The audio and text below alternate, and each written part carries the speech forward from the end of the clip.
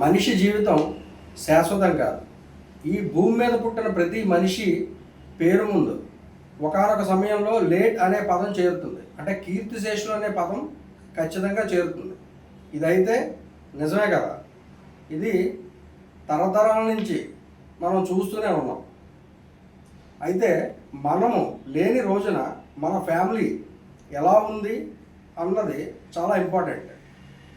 దీనికోసం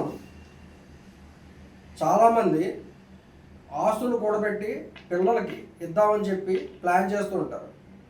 అయితే కొంతమంది నగలు కొంటారు, కొంతమంది భూములు కొంటారు. ఇలా రకరకాలుగా వాళ్ళు తర్వాత జనరేషన్ సుఖంగా ఉండాలి, హ్యాపీగా ఉండాలనే ఉద్దేశంలో ప్లాన్ చేస్తూ ఉంటారు.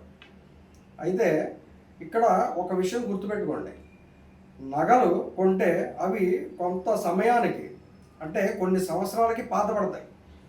తరుగు రూపంలోనో మరే రూపంలోనో నగలు అన్నది దాని వాల్యూ తగ్గుతూనే ఉంటుంది. భూమి విషయానికి వస్తే అది ఎప్పటికీ కొత్తగానే ఉంటుంది. అంటే ప్రపంచంలో ఏ వస్తువు అయినా సరే సెకండ్ హ్యాండ్ కింద ఉంటుంది, కానీ భూమి ఎప్పుడు కూడా సెకండ్ హ్యాండ్ కింద ఉండదు.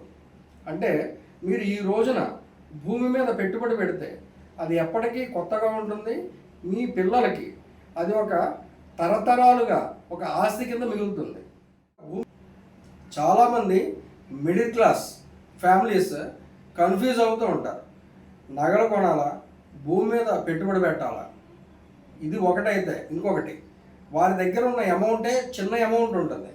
ఎక్కడ కొనాలి, ఎక్కడ తక్కువలో దొరుకుతుంది, ఇలాంటి విషయాల మీద దృష్టి పెట్టి టైం వేస్ట్ చేస్తూ ఉంటారు.